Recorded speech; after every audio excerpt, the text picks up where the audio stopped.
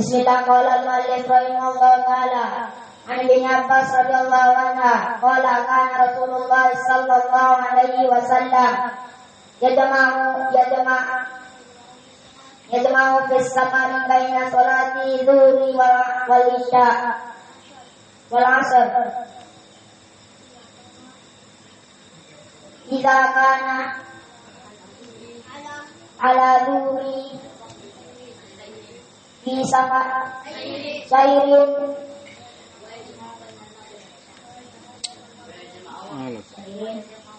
wa yajma'u wal maghribi wal isya.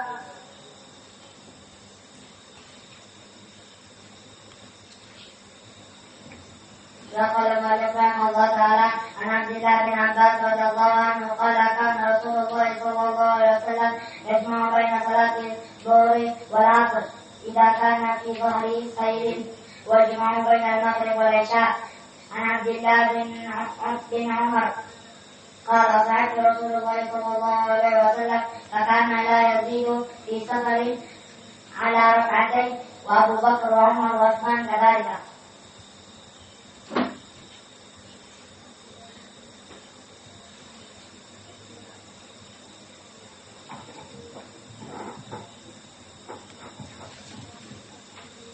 Bismillah.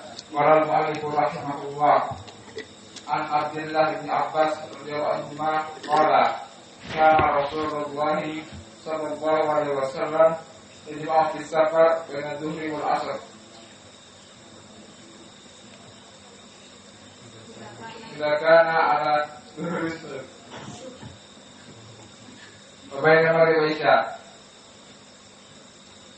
An Abdullah bin Umar radhiyallahu anhu qala hajtu ma'a Rasulillah sallallahu alaihi wasallam fa kana yazidu fi safar ala rak'atain wa Utsman wa Abu Bakar wa Umar wa Utsman kadhalik.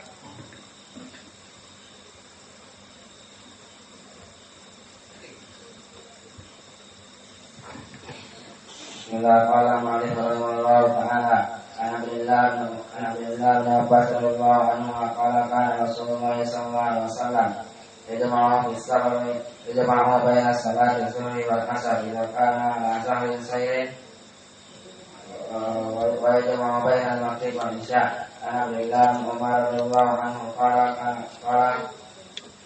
sabda Rasulullah sallallahu alaihi wasallam fa kana la yazidu fi safar ala rak'atain Utsman wa Abu Bakar wa Umar wa Utsman azali.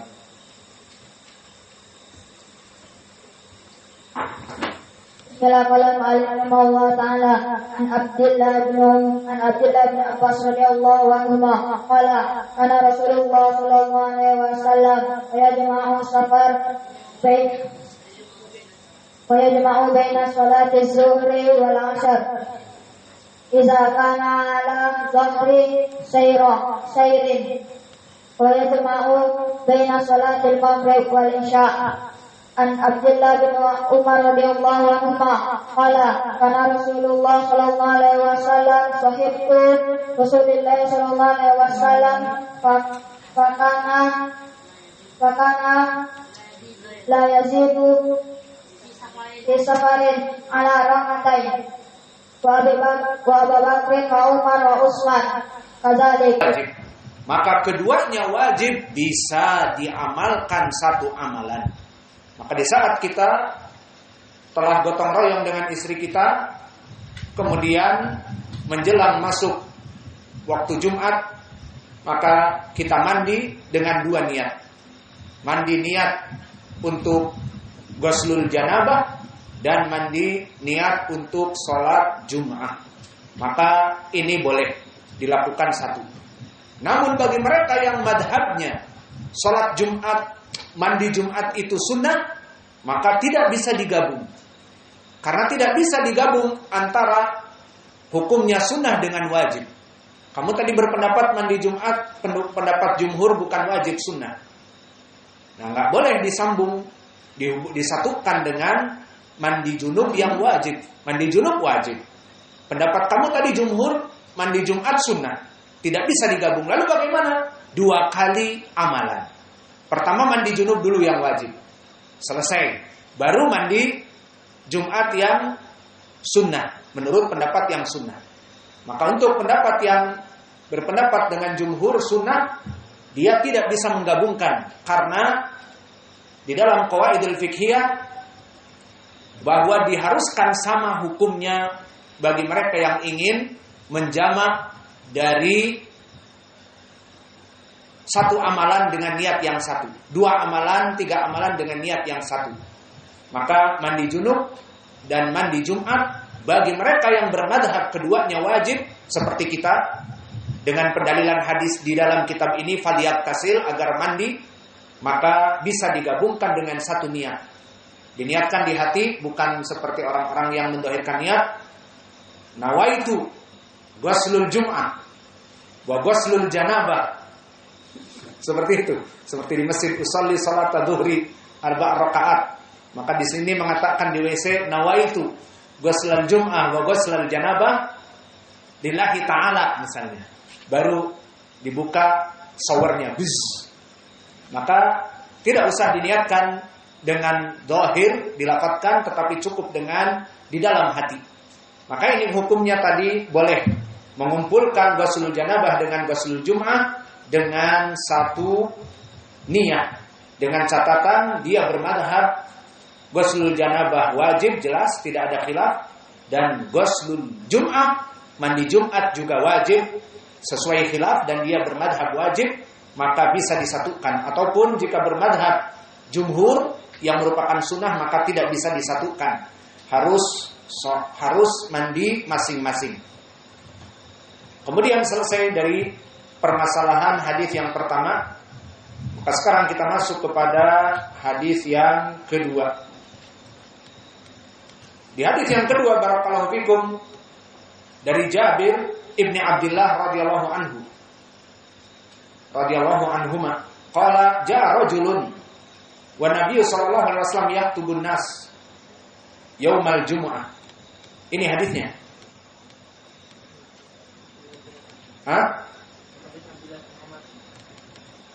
Baik.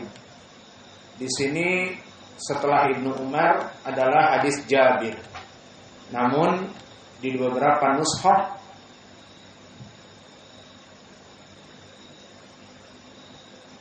dia adalah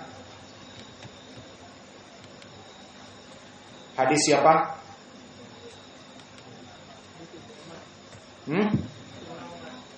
Hadis Ibnu Umar tentang apa? Itulah keadaan perbedaan di sini. Baik, tidak apa-apa kita masuk kepada hadis Ibnu Umar biar sesuai dengan matan yang ada, karena antum nanti akan menghafalkannya. An Abdullah bin Umar radhiyallahu anhuma qala kana Rasulullah sallallahu alaihi wa ala alihi wasallam yaktubu khutbatain wa huwa qa'imun yafsilu bainahuma bijulus. Dari Abdullah bin Umar radhiyallahu anhuma, dulu Nabi Muhammad sallallahu alaihi wasallam melaksanakan khutbah 2 kali khutbah wa huwa qa'imun. Bahwa dari rukun khutbatil Jum'ah harus yaitu melaksanakan 2 khutbah. Yafsilu bainahuma bijulus. Yang mana 2 khutbah ini dijeda dengan duduk.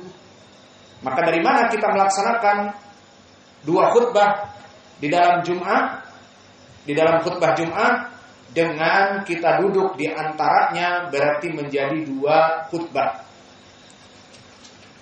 Maka faedah dari hadis ini barakallahu fikum, sebelum kita mensyarah hadis ini, maka di sini ada tambih. Dan tambih di sini tambih yang penting, yang mana tambih di sini menjelaskan tentang permasalahan riwayat yang ditulis oleh Al-Maqdisi, bahwa lafaz yang ditulis oleh Al-Maqdisi barakallahu fikum tidak sesuai dengan kesepakatan muttafaqun alaih. Hadis yang disebutkan oleh Ibnu Umar, karena Rasulullah SAW yaktubu khutbatain wa huwa qa'imun yafsilu bainahuma bijulus. Diistidrak oleh para ulama bahwa Al-Maqdisi menukilkan hadis muttafaqun alaih di sini yang lafadznya tidak sesuai al-muttafaqun alaih. Karena di lafadz Al-Bukhari lain, tidak seperti ini, namun maknanya sama. Dan di riwayat Muslim pun tidak seperti ini, namun maknanya sama.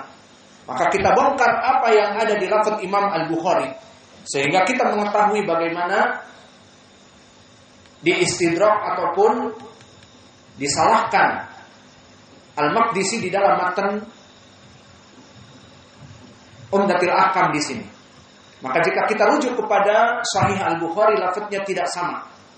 Kita lihat di Sahih Al-Bukhari di Kitabul Jum'ah, bab khutbatu qa'iman, bab khutbah dalam keadaan berdiri. Lafadznya adalah kana Nabi sallallahu alaihi wa ala alihi wasallam yaktubu qa'iman tsumma yaqudu tsumma yaqumu kama yaf'aluna al-an. Tsumma yaqumu kama taf'aluna al-an. Ini lafadz Al-Bukhari. Beda lafadznya, redaksinya, tetapi maknanya sama. Maka di Sahih Al-Bukhari lafadznya dulu Nabi melaksanakan khutbah dalam keadaan berdiri. Tsumma yaqudu, kemudian dia duduk. Tsumma yaqumu, kemudian dia bangun. Seperti kalian melaksanakannya khutbah di zaman sekarang. Redaksinya berbeda, tapi maknanya sama atau tidak?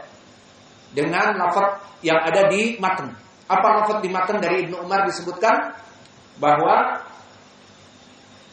karena Rasulullah SAW yaktubu khutbatain wa huwa qa'imun yafsilu bainahuma bil julus. Bahwa Nabi Muhammad sallallahu alaihi wa alihi wasallam salat dalam keadaan khutbah 2 kali. Kemudian setelah itu Nabi duduk di antara kedua khutbah tersebut. Redaksinya berbeda namun maknanya sama.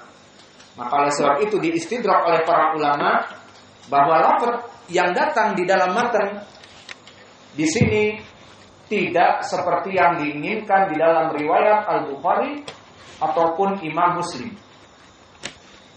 Ini redaksi dari Imam Al-Bukhari. Dan redaksi di Imam Muslim lafadznya juga tidak seperti yang ada di dalam matan.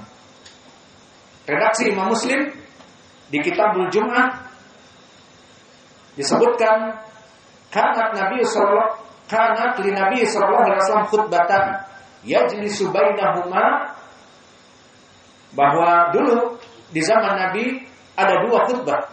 Yajlisu bainahuma, Nabi duduk di antara keduanya, yakni kedua khutbah.